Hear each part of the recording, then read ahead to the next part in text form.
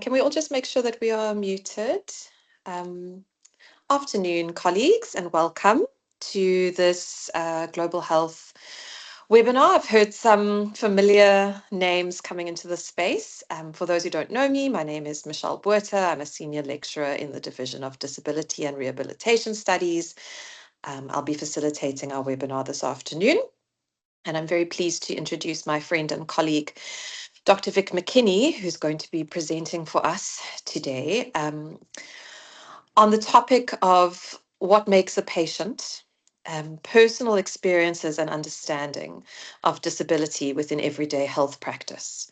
I'm going to leave him to do the great reveal of where he's in fact coming to us from today. But let me just tell you a little bit about Vic before I hand over to him.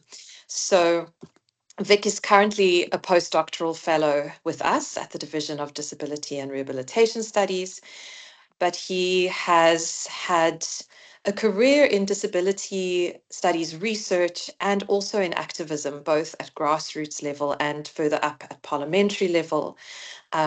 He's really someone who I would describe in the category of a scholar activist, someone who's worked very closely in the space of research and has one foot firmly planted there, but also has done some really wonderful work in the space of activism and is really able to interact with those two spaces, which often don't speak to each other very well. For me, he's someone who really manages to bridge those spaces well. And one of the things that Vic is particularly interested in both of those, wearing both of those hats, is around how professionals are inaugurated into disability knowledge, the knowledge and the ideas about disability that they carry with them, and how that affects their practice, how that impacts the ways in which health professionals and people with disabilities are, or maybe more accurately, are not able to act as partners in the healthcare interaction. So with that said, Vic, over to you. I'll let you do the reveal, and we're looking very forward to your session today. Thanks so much, Michelle. Yes, exactly that. And then taking a step further from what Michelle's been saying, is trying to use our lived experience to link to whatever theory or framework or policy that's happening, just to get an idea of what's tangible, what is working, what doesn't work. Okay. So forgive any background noise. Well, first I want to do a quick introduction. So that's generally what I look at in my wheelchair. I'm a C4 quadriplegic. I'm paralyzed from the shoulders down. Over there, that's me. I'm also a part-time artist. So that's a little easel that I have on my lap tray, on my wheelchair. And I move around using a chin control motorized wheelchair. So it's like my own little taxi that's battery operated. Where at the moment, well, I'm on my laptop and I use a special device called a smart nav device, which it acts like a mouse. It picks up the light reflective dot that is in the middle of my glasses. You can maybe see my face to one side. And wherever I move my head, if I move it left or right, then the little camera on top of the laptop will see the movement and then move. And then I have a tube in my mouth, which is a sip and puff tube. So if I click it, it left click. If I blow it, or if I puff on it, it'll left click, and if I suck it, it'll right click. So once I'm on my laptop and this is connected, there's nothing that I cannot do. These pictures give you an indication of the stand that I'm under. So I lie under a stand in bed, and generally I can't sit in my chair all day long. I can sit for 5 hours at the most. But often if I need to work, I'll just lie down so I can work on this or work through the night, etc. So it's and I realized this a while ago, that how do I carry on working if I have to lie down? It's not going to be healthy. I'm going to damage my skin. But I had to carry on working. I think this is at the time I was busy with my master's quite a few years ago. I had to carry on, so quickly got 2 panels of wood, added it onto this frame, and then lay under it. So where that little silver dot is on the right is that's the camera looking down on me, and that's me looking up at the laptop. Yeah, so I tend to look like an air traffic controller when I'm operating my PC. Where I am right at the moment, I'm actually in a hospital. I was admitted on Saturday. I had a bladder infection which wasn't reacted to antibiotics properly. So parts of me were becoming inflamed, and I just to make just as a precaution, I came to emergency on Saturday evening, and have been there, just admitted me, watching my bloods, watching the infection level, etc. So I'm in the right place, not in any danger, but just under observation. So it's kind of appropriate to our chat. And being where I am right now, I'll share as well the ward, etc., and the dynamics behind it, and how that kind of impacts it. It really emphasizes one of the points we'll chat about later. Okay. So I'm just going to briefly dive in about what governs disability and how I came to choose um, this kind of thing. As Michelle mentioned, I'm passionate about education, and especially inclusive education, um, or developing inclusive curricula and programs. Many of us have found that we constantly produce graduates who know very little about disability, how to communicate with people with disabilities, or how to accommodate them in their professional practice, or even in the economy. Yep. So the so medicine and education in a way govern disability. To quite an extent, they play the role of gatekeeper, especially medicine. It decides who's sick, who isn't. We use that lens between people and disability in societies. And there's a power dynamic that's developed between medical practitioners and people with disabilities. Um, People disabled are viewed constantly often as patients. So if I'm lecturing at a critical care, or if I'm on a special medical campus in the UCT, people think I'm going there to see treatment, and they often wonder where I'm going and why are you going this way? The doctor's this way. It's interesting. I said, no, I've come to lecture, and they often look surprised. And then education also plays a role as well, especially if for children with disabilities, because education often separates disability from society through special schools or different kind of schools. Okay, we know that we all know many of us know the goals of White Paper 6, but that those haven't been realized, and we're still living in a state of not quite fully mainstream or inclusive schools. And then through school years, we are socialized into believing people with disabilities are different or don't belong.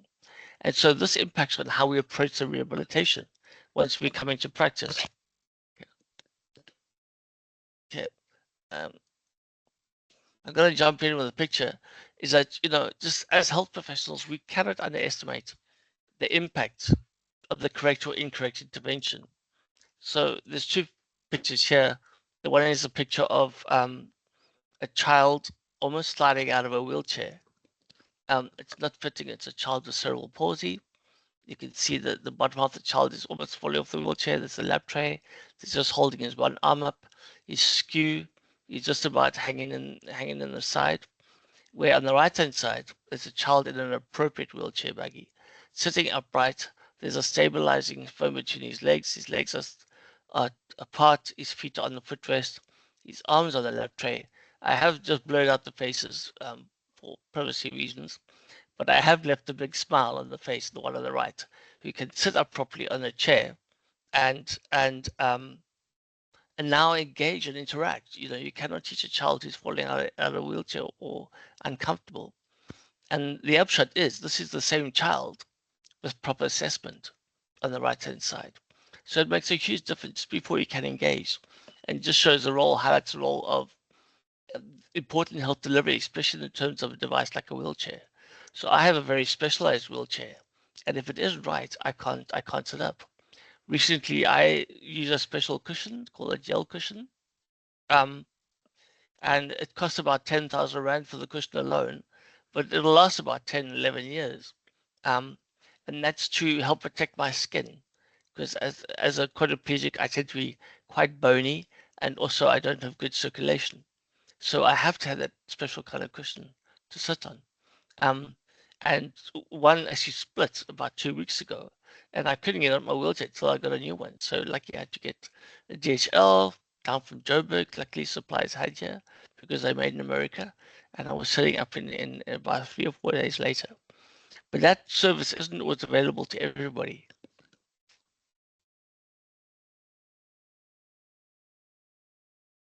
Excuse me, just having a sip of water. So that's just the importance of the role we play. Okay. And then treatment of patients, what's expected?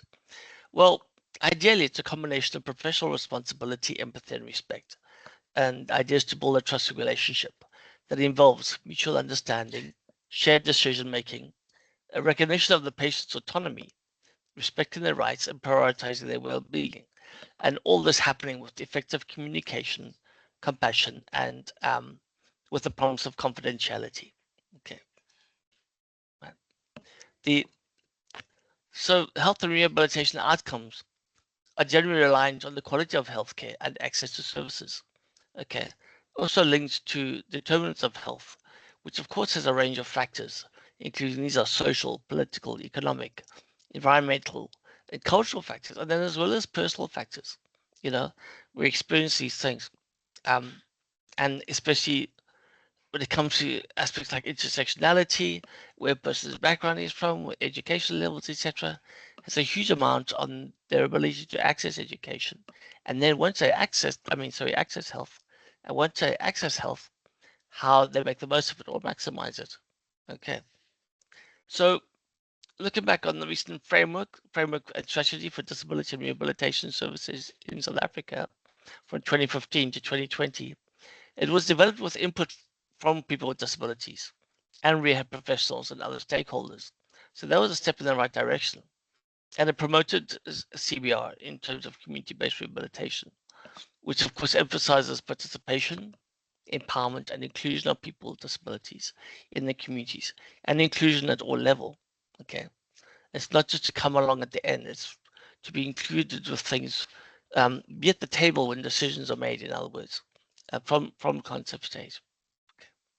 So that was an important step in realizing that people with disabilities are experts in their own lives and have an idea what they need. Okay. And then just more recently, I was called on the WHO Regional Committee for Africa, a busy meeting now in July of August 2025. And they're developing the regional strategy to strengthen rehabilitation in health systems 2025 to 2035. And point 19 particularly stipulates to harness capacity for rehabilitation, leadership, planning, and governance. I'm not going to read it all out, but amongst that, it includes that ministries of health should lead priority sector reforms and include development partners, civil organizations, and this must include people with lived experience in order to champion their development. So it's becoming more and more recognized that the importance of including people with disabilities should be a part and parcel of developing any kind of policy, strategy, or implementation. Okay. I should also add this should always include monitoring and evaluation as well. Okay. So that's all very well. So I'm just going to reflect on my story and see how far we've come in terms of my eyes. So I'm going to kind of reflect on my experiences of myself and a friend of mine as quadriplegics, high-level quadriplegics, paralyzed from the shoulders down, living in South Africa since like the last 30 years. So I became paralyzed in 1987. I was in a road accident, unfortunately. At work, I was 19 years old, so I was young. I was a student. And so when I was recovering from my accident in hospital, I was given forms to go live in a special home for wheelchair users. And that was kind of how disability was dealt in those days, is that if you couldn't be fixed, if you couldn't be healed, the kind of message was loud and clear. You didn't belong. You had to go live in a home, never really to be seen again, you know. And one thing that's been quite troubling to see is that over the years, South Africa has a very high level of spinal cord injuries. So the international rate for spinal cord injuries is 23 injuries per million people. But in South Africa, that figure's gone up to 75. In fact, the latest one is 76. So 76 people per million people. So it's almost, triple that around the rest of the world. And this has been put down to a lot of extreme assault and violence, and sadly has been part of that, as well as and usually men far outlast women. There's a lot more men that are with spinal cord injury than women. That's often related to lifestyle, perhaps sport or other aspects. But yeah, it's interesting how there's often so many more men than women, even just by it can just be car accidents or strokes or things like that. So it's interesting that yeah, generally in my time, there's 80%, 70-80% of wheelchair users have been men that I've met. But in South Africa, spinal cord injury has become a really sad thing at the rate that it's at, and the causes being linked to assault and trauma in that sense. Okay, so this photo shows 5 guys in wheelchairs, or I think there's 4 guys, and one sort of therapist or consultant. It's black and white. It's at a window. This is how I remember Kanadi. It's stark, it's austere, it's basic, it's kind of isolated. And I think this picture is actually from veterans from coming back from the Vietnam War. But it just strikes me as that's the emotion I feel when I think of Kanadi. It was a long time ago, and Kanadi was a rehabilitation hospital at that time. It had a dedicated spinal cord unit. Kanadi closed down, and Tygerberg closed down, and they reopened to form the Western Cape Rehabilitation uh, um, one in Mitchell's Plain. Okay, but this is how I remember it, and it was a very difficult time to go through at that, of course, and become disabled. So I'm going to share some of my experiences in karate. There's some water.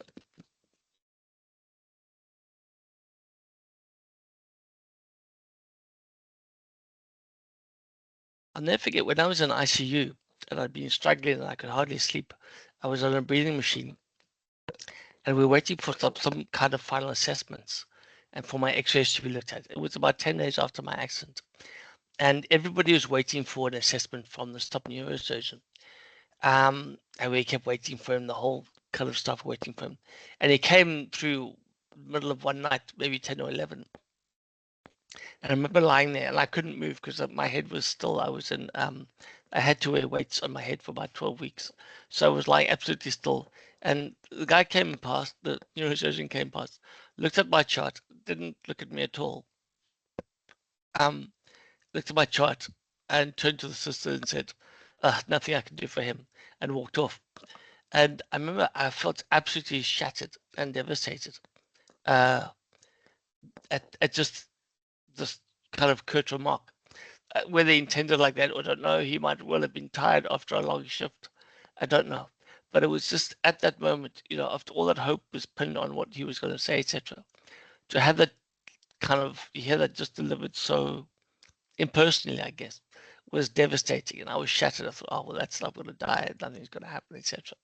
So it was very difficult to hear that. And I recalled that and shared those kind of experiences. And many have experienced the same kind of thing.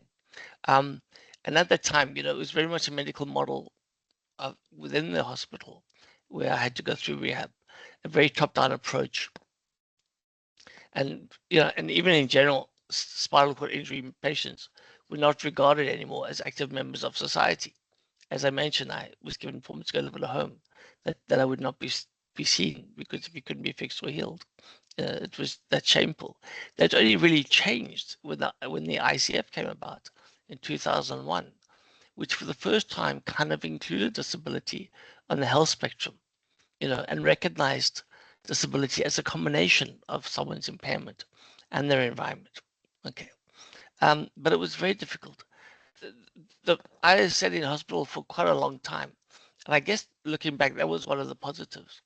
So the positives I got there was getting my motorized wheelchair. It was donated through the Russell Swartz Fund at that time. There was some very caring staff, some very not caring staff, but you met a lot of good staff. I the average stay was 6 months for rehabilitation. And speaking to other kind of wheelchair veterans like myself, we long for those days. We really feel for youngsters who only have a month or 2 months or maximum 3 months in hospital, and then they have to leave. It's really not enough time to get used to the trauma that you've been through, and for your families and friends to get used to that. Because although we've moved away from sending people to residential homes, and the idea is now that the people go back to their communities and get treated there, communities are not ready for that. We know especially in South Africa, for example, our community is not ready, and often rural communities, and we have a huge country. So people aren't ready to accept somebody in a wheelchair, for example. And accessibility, for one thing, is not readily available in terms of transport and the built environment. And even the natural environment is hard to get around. So it's really, really a tough thing to approach straight away. Okay. But importantly, you want to try and get prepared as you can. I think everyone who's been in a wheelchair and been through a period of rehabilitation will tell you that the real reality, not the real reality, but the reality really hits home once you get home, once you leave hospital. Because as horrible as hospital is, there is still kind of structure and there's staff, and you get your medication there, and you get therapy if you need, and there are 3 meals a day, etc. But once you get home, suddenly you may be reliant on, a brother or sister or husband or girlfriend or friend or wife or someone you don't know. Um, I came home to just my mom, and we had to survive for like 2 years on our own before we managed to get help. We brought my cousin down from overseas because I was an only child. And then eventually my mom and I were involved in a court case related to my accident because my dad was killed in the same accident, unfortunately. And that took about 3 years. So it was hard to go through that process without support, and very little services outside of that, outside the hospital. So it was trying to go through those. And same thing in hospital, you had therapies, hospital structures, etc. Although there was a limited focus or flexibility, can I say? Give me a second.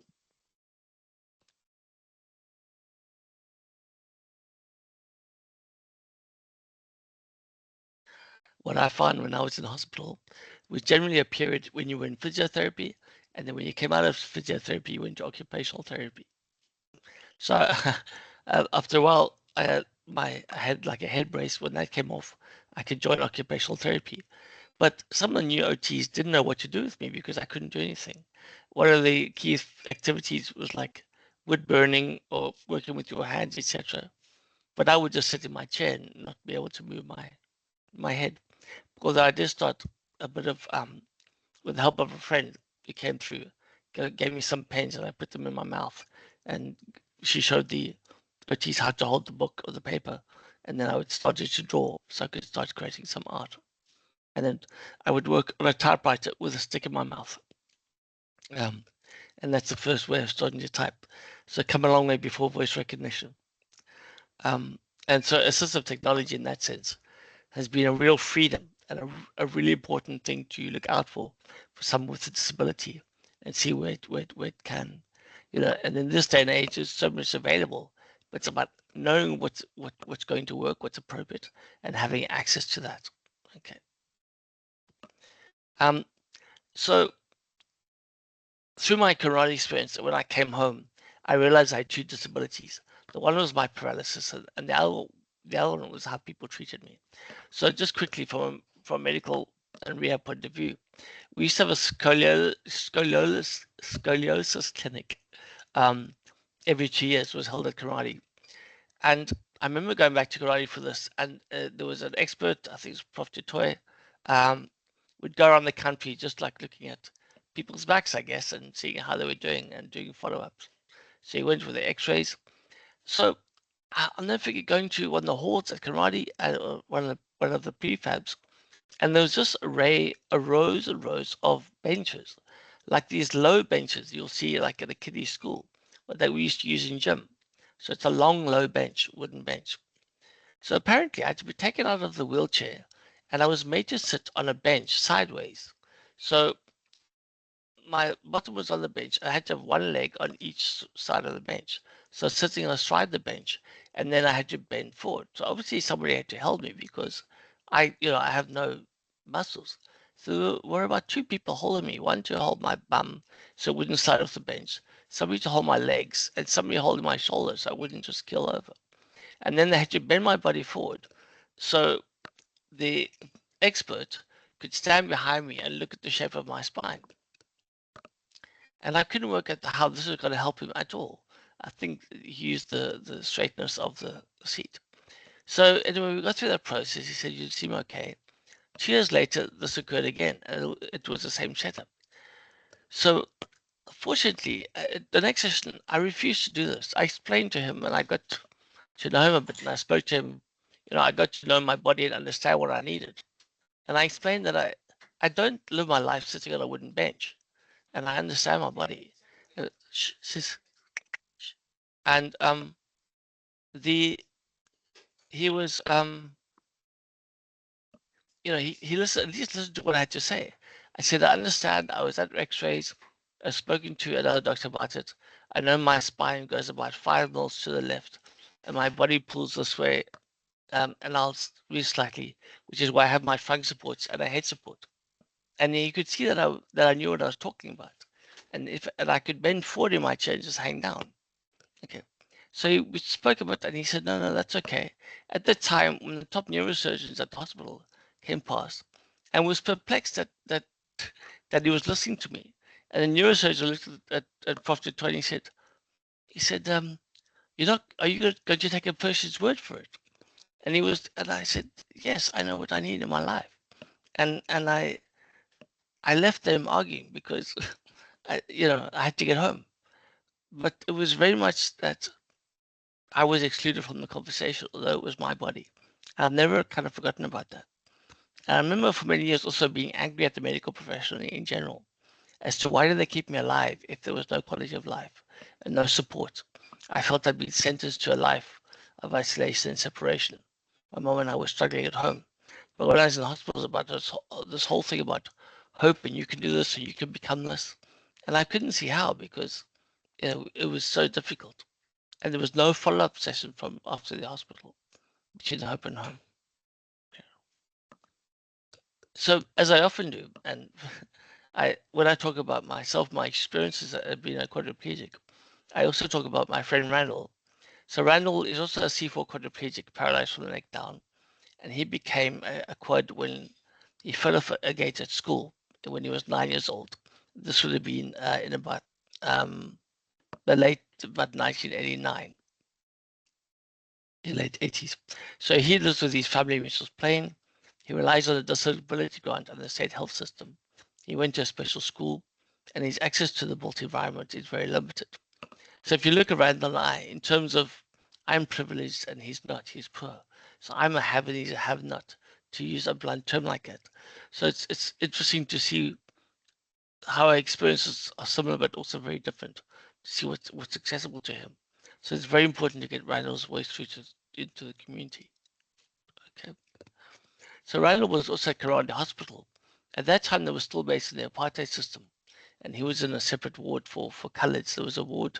I was in B5 for whites. He was in A5 for coloured patients, and there was A9 or A12 for black patients, as I remember.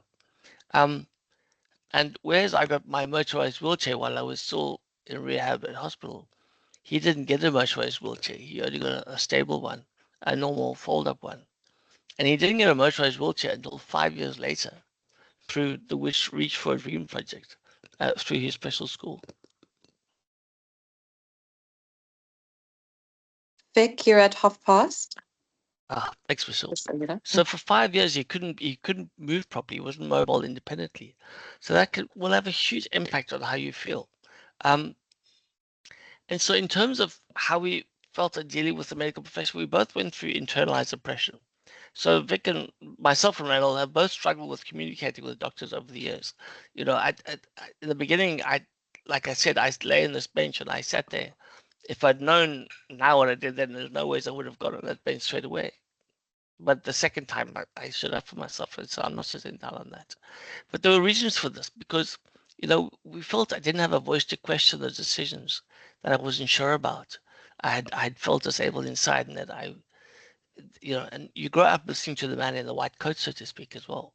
And I was grateful for any help. I wasn't aware of any other options that were available. Randall, of course, was still a child when he had his accent. So I had to grow up in that environment, and he's, you know, he didn't have a lot of assistance, especially in school, and he felt like a burden to others because he had to be pushed everywhere in his manual chair. And similarly, his parents were in the same kind of position.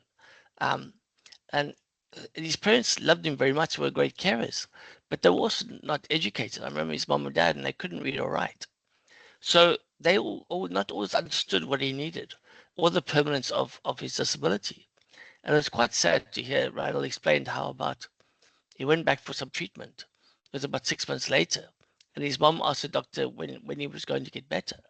And the doctor explained, no, he's going to be like that the rest of his life. And his mom fainted. She got such a shock. Um, and it was so difficult to hear, and she had no idea that this was going to be forever. Um, so it's a very difficult situation, and it's important to realize those power dynamics involved when you're so reliant, especially when you've hit that kind of trauma. Well, that's what happened to me and Randall. I guess as a kid growing up with congenital disabilities, you go through that again and through your parents and whoever's helping you. You know, um, you don't know what's happening. You're trying to understand your new life as being disabled, and so you listen to the doctors and you put your faith in them. And so often you need their help and you're desperate for answers. Like, I remember saying, why does my body react like this? Why do I burn? What is neuropathy? Why is my left arm stronger than my right arm? Why do I lean to one side? You know, um, why do I sweat when I urinate? Where can I get specific device or medication for therapy? Who can help me to advise care and support on sexuality and bladder control? Who can help me and my mom when I get home? Basic questions. Um, so you were catered for in hospital, but not when you came home. And although that was a long time ago, having chatted to Randall and other people in the community, these questions are still remaining, you know. So we're not quite living up to that framework that's been developed. There are still huge treatment gaps in, and I'm focusing now on physical disabilities, just from that personal understanding and story. Okay. And negative attitudes as well affect that, and it certainly fueled our internal oppression, experiencing stigma and discrimination in communities. And that, of course, extends to all sorts of people, including healthcare staff. So often now, still today, when Randall goes to the clinic, the doctors and nurses will ignore him and speak to his cousin who's assisted him. And they will ask her what the problem is. Say, where does he feel pain? You know, and this is extended to beyond that even. We've got documented reports of women with disabilities in perinatal care who've been spinal cord injuries or in a wheelchair, etc. And they're having babies in maternity facilities, and they've been either treated roughly with contempt, and sometimes it's blatant abuse and cruelty by the nurses and staff who are moaning at them and shouting at them for getting pregnant. And I know personally one story who the she'd given birth to her baby. She was a spinal cord injury. She was a paraplegic, and she was in bed, and her baby was in a trolley next to her bed, and the nurse moved the trolley away from her, and the baby was crying, and she wanted to get to her baby, and she couldn't, and no one was helping her, and she literally pulled herself out of the bed, dropped onto the floor, and pulled herself the trolley to get to her baby, and that's really frightening to hear those kind of stories and really disturbing. So there's a lot of unpacking, a lot of kind of work that needs to be done to change these attitudes, and then just to get the basic healthcare needed. And then I also added here, that was PETA or PETA 2017. It's a lot of work with women throughout Africa with disabilities doing perinatal care. I also mentioned psychosocial disabilities, feeling invisible in rural areas, research done by Fasaki and Swartz, and I mentioned that because a lot of people with physical disabilities have experienced psychosocial effect with that. Although Randall and I have both been affected by depression through trauma that we've experienced over the years. And you want that support to get to it. You feel like nobody else understands what you're going through. And I guess that's why peer group training in that sense is so helpful, because you're talking to people who understand you and have had experience. So I, as an experienced wheelchair user, can lend advice and also just lived experience to someone who's newly paralyzed in that sense. Okay. So this is a picture. So where was I? Yeah, a picture of a Dalia, all too common picture we see, and you see him in a shack. He's in Kosovo, and just a struggle for dignity and to access resources. So he needs help to get to the toilets, to get on and off from his wheelchair, and he must ask his brother to help him, which he says makes him feel useless and uncomfortable. You know, so with these, I don't know what degree of training he's had. Is it possible to him to get a commode or special wheelchair that he could learn to transfer onto? I've also heard people with visual impairments in township areas and who only go out at night, feel very vulnerable, and who and will only go to the garden to relieve themselves. They're scared of going to like the local public toilets because it's not safe. And they'll go into the garden at night time and they'll dig a hole to relieve themselves and then cover the hole up and then come back inside. You know, so it's really a struggle to set that basic level to meet health needs. Okay. Yeah. And so negative consequences, of course,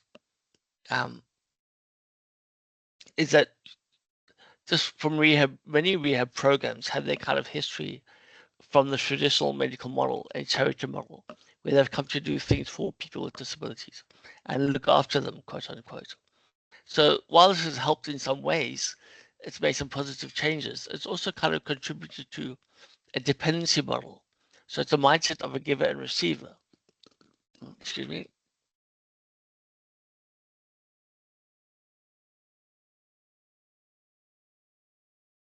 So to come back to that example, Randall and I've had some very candid conversations between Randall and I. We both shared a lot.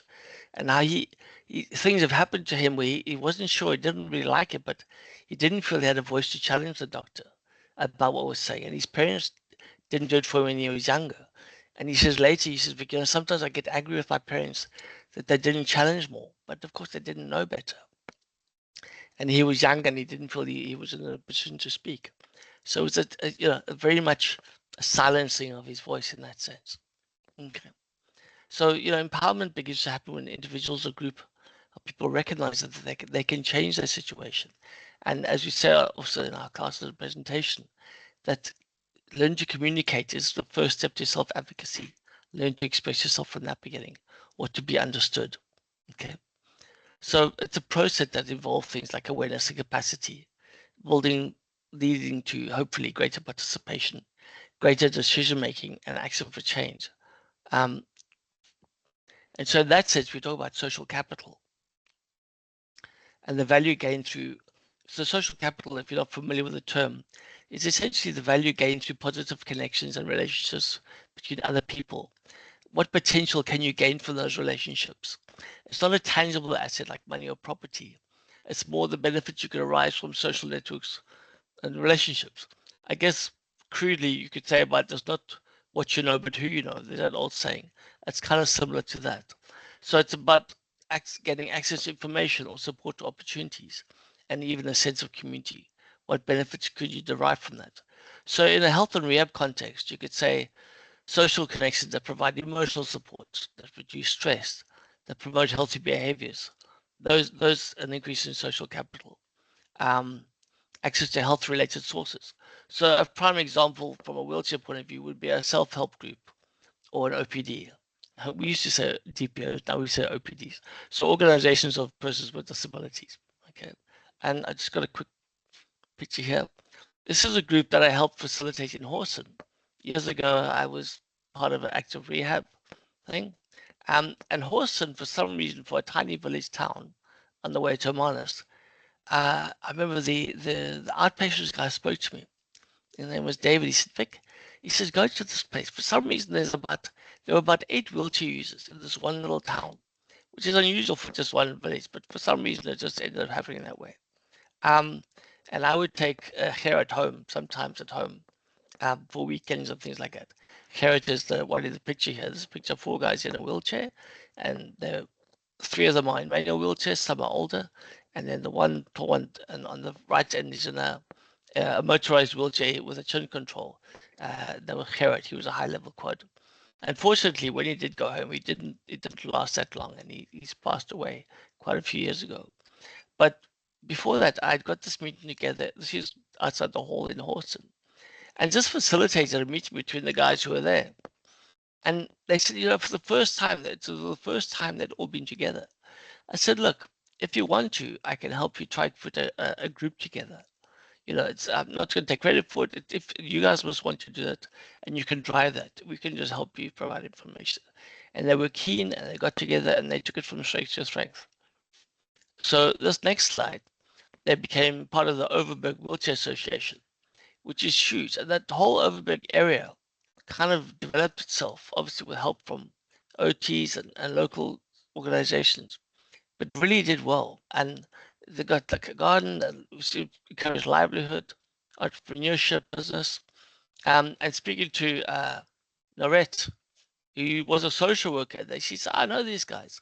And she remembers them organizing years later in Horston, managed to get all services to come to Horston. So like your, you know, banks and government departments, social worker, SAS officers, how to apply for a job, how to apply for a loan. So they managed to get all the services in one area that they could talk to each other. So that was real progress, and that was great to see that kind of thing happen. So that gives a highlight to social capital. Okay. And it emphasizes the whole thing, nothing about us without us. And this is the logo there with the group. She's taken from the CBR guidelines. So if you can hear outside noise, there's a truck outside. There's not much I can do about it. I hope I'm coming through clearly. And so another thing about social capital. So that's a picture of me now. This was taken this morning in the ward. And that's me kind of linked to IV in this small ward with my laptop above me, etc. in my hospital bed. But at least I'm in a private ward, separate ward, so I'm able to do this. Next to me will be a chair where my carer, Bessie's with me now. I have 2 carers, Bessie or Mike, can sit in the chair and they'll spend the night with me here. And they'll, I need that 24-hour care, which the hospital won't be equipped to do. What's been interesting over the years is coming to hospital where they do have almost a rehabilitation section. And the one time I knew I was going to be in for an operation, and I said, look, what I need my carers. And the section at rehab where they take spinal cord injuries said, that's okay, but they must go at 8 o'clock. I said, what do you mean? She said, well, we're quite adamant that, they all go at 8 o'clock and then we'll look after ourselves. I said, yes, but I need my carers. I'm quite a high level quad if I want to carry out my work on my devices. And so their standpoint was, they said, well, look, it's not really fair to the other patients if one person has their own personal assistant and others don't. So there was a dialogue going on there, and it was like, not to take anywhere from the great work they did, but I thought, well, look, my argument was that if I come with my 2 guys, they can help and add, because they were fully trained and been with me for years, and they can add value and help other people because I don't need help all the time myself. So there was a bit of a standoff whether I could go there or not. But also, I think because of my position, and I've phoned the people I know and other people I'd been to, and because I'd been in the city ward before, I knew this ward was available for emergency. And I said, I said, is there any way? So I managed to get a room here. And so I guess in terms of people I knew and people I knew who to phone at top level, I could negotiate it. We came here, made a compromise, and I came to the same ward. And I so could have my guys with me. And so that was great. And I'm glad they could accommodate me. And they do such a good thing overall way. But I think for someone like Randall, he wouldn't have been able to do that. He wouldn't have had that choice. So it's definitely where social capital can come into play as well, by the position, the confidence, and the status that you might have in society. Okay. Vic, you're at 1:45. Thanks, Michelle. I'm going to wrap up shortly. So that's just to give the story of there's That's Randall's environment. That's a park next to his house. That's me on the beach with my kid. And I show this to highlight the difference. We're the same impairment, but have different levels, different experiences of the town. You know, Randall can only move so far in built environment. I have my own assistance and accessible vehicle, etc. I can get around, and that plays a difference. Although we still, in some ways, I mean, I have far greater opportunities open to me. We still experience, in terms of that trauma and support, and that kind of, we kind of rely on each other a lot, and we speak to each other weekly, if not daily, about getting through life. So it's interesting how we have such a difference in terms of materialistic value. Well, the way he inspires me, or the way he supports me and I support him, is something quite special. It's something that we don't want to lose. It definitely helped me in my lifetime and get through the day. And so coming down to take it forward, for us both, the key thing is awareness and disability education and training. That's the pictures of us lecturing at GCT. And we have done in Stellenbosch as well before. And the idea is that, I wanted to tell my story, but very much more aware that Randall's going to tell his story, because to me, Randall represents the majority of people with disabilities in this country who, rely on the disability grant and the public health system, and the importance of training and getting stakeholders involved, and in the involvement, getting the people with disabilities to act as educators and trainers as well, and collaborative care.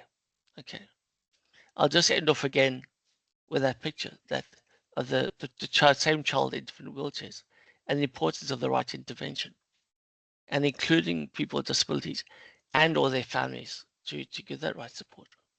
So thank you. I'm going to stop there to allow for any questions and answers. I hope that's been okay.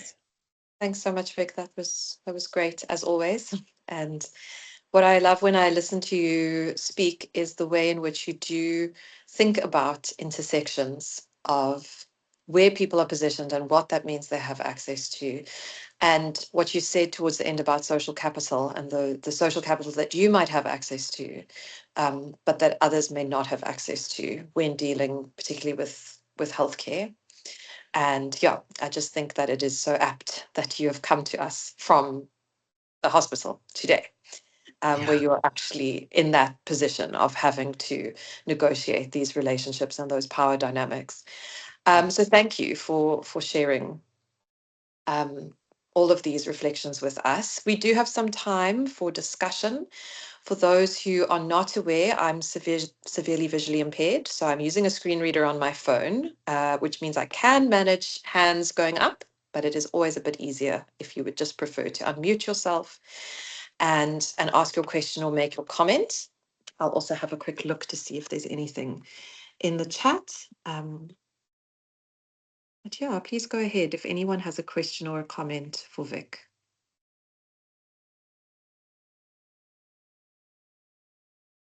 Hi, Michelle, it's Nomvo. Hey, Nomvo, welcome. Okay, thank you very much. Oh, it's such a moving story. Thank you very much, Vic, for sharing your life and disability with us in this group. I really appreciate every moment of it.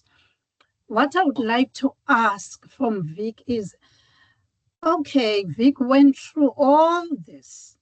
When did you realize that you would like to pursue your studies in disability? Because now you are a disability activist as well as when did that come to your mind exactly? That, okay, this is the line that I would like to take and pursue my studies. Thank you so much. Thanks, Tom. It's a pleasure. Thank you for those kind words. And actually, I do have an exact answer, which I normally don't, but I have an exact answer. So, interesting. I was a student at hospital before my accident. When I came home from hospital a year or two afterwards, The first year was just survival, and then in 1990 I started studying English and psychology through UNISA. I just wanted to really keep my mind active. I was afraid of becoming stagnant, but I never really finished anything.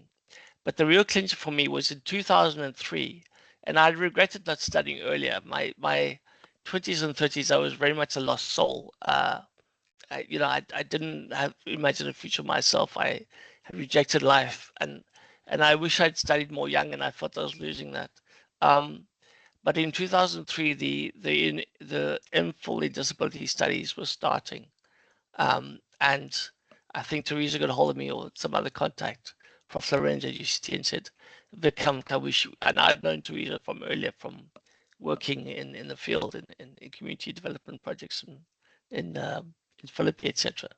So it was that starting that was a big thing for me. It gave me a real purpose and drive, and I managed to go to do my masters starting in 2003, and be there with some other fellow older kind of veterans with disabilities, if you like.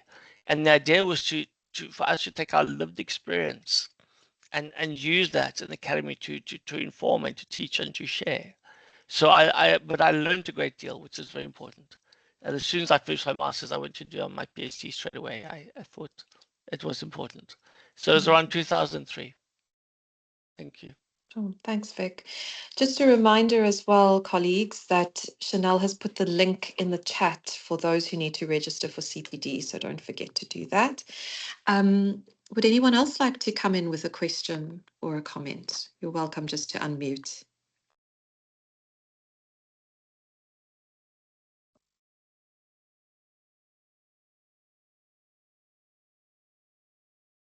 You can ask me anything. It's interesting. There was a time where I felt I didn't want to share my story. I was kind of shy about it. Oh, there's a hand. Please go ahead. Yes. Hello, can you hear me? Yes, we Yes. can. Okay, my name is Calvin, postdoc at Stellenbosch University. Vic, I want to thank you very much for your wonderful presentation and to see you move from a position of a dependent person and today you can make valuable contributions to society. Your experience is quite touching and I think we can really learn a lot from it.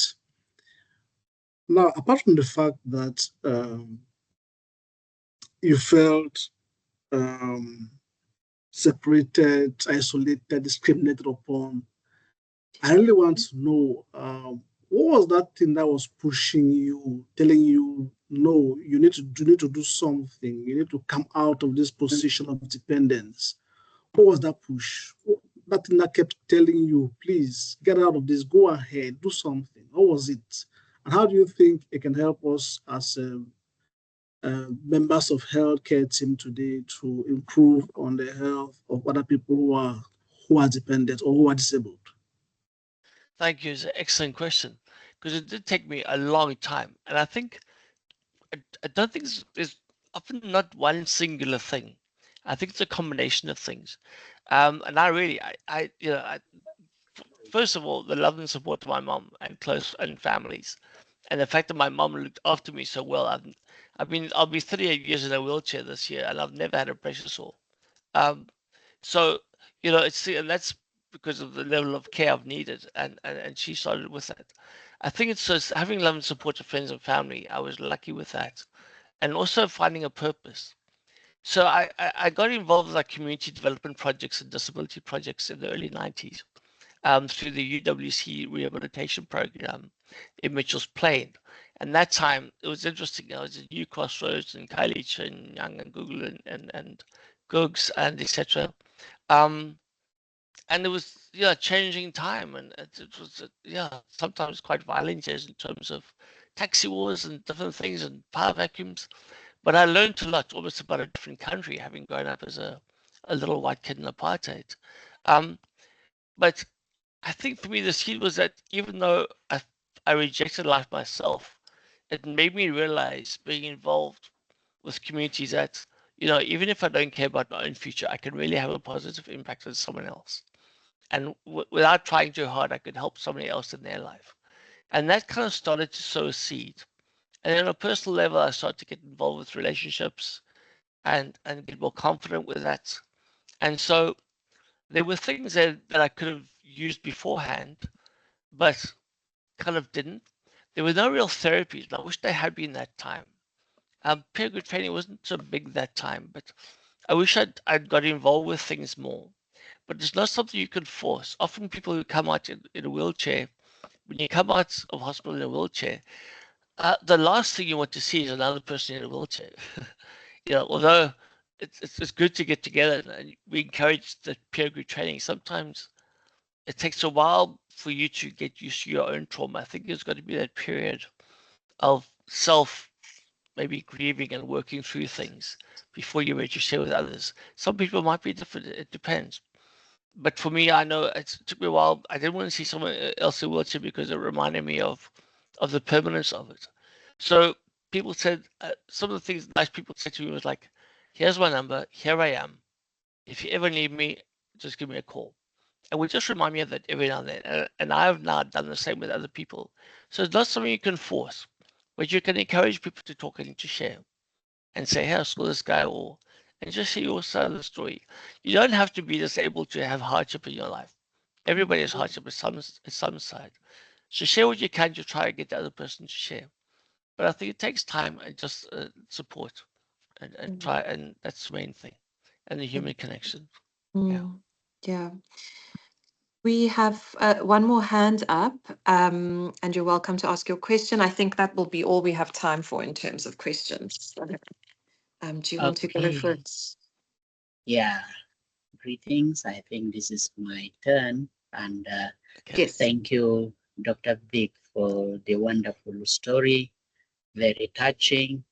I just wanted to know that you are an advocate. What were the main challenges that you face with the governments and other stakeholders when you do your advocacy work?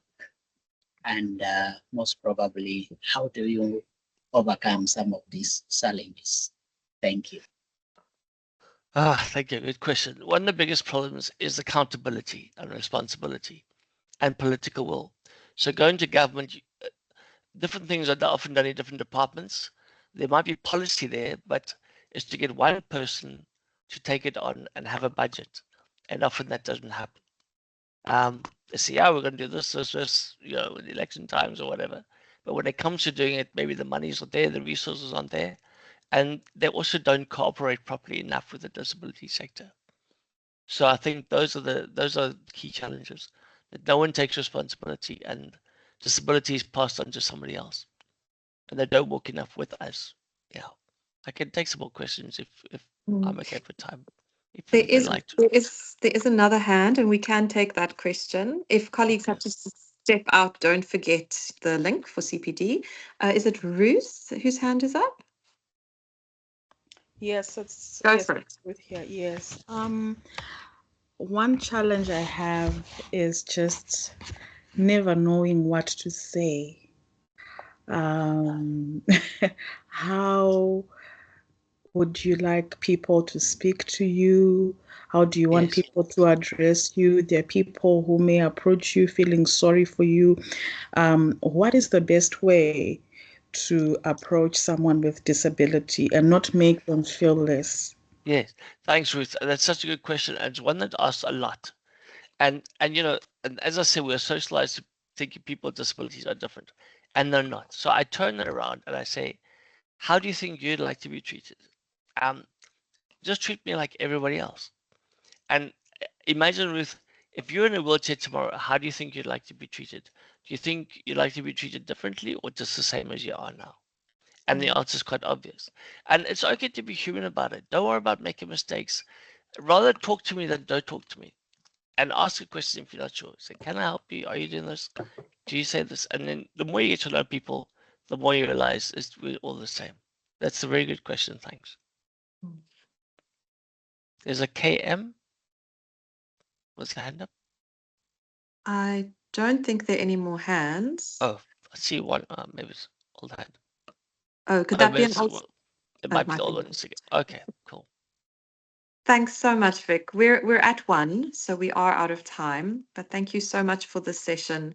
Pleasure. And Thanks for the once opportunity. again, you know, just for sharing your experience and being vulnerable, which I think is one of the most powerful things we can do as disabled people, is to just voice our lived experience and bring those experiences into spaces like this. So thank you for that. And yeah, it's a joy to work with you at DDRS. We're very lucky to have you.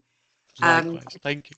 And thank you, colleagues. Thanks for being here today. Don't forget that link for your CPD points. And thanks, Chanel, as always, for setting up these sessions. Thanks, Chanel. Awesome. Thanks, everyone. Have a great day.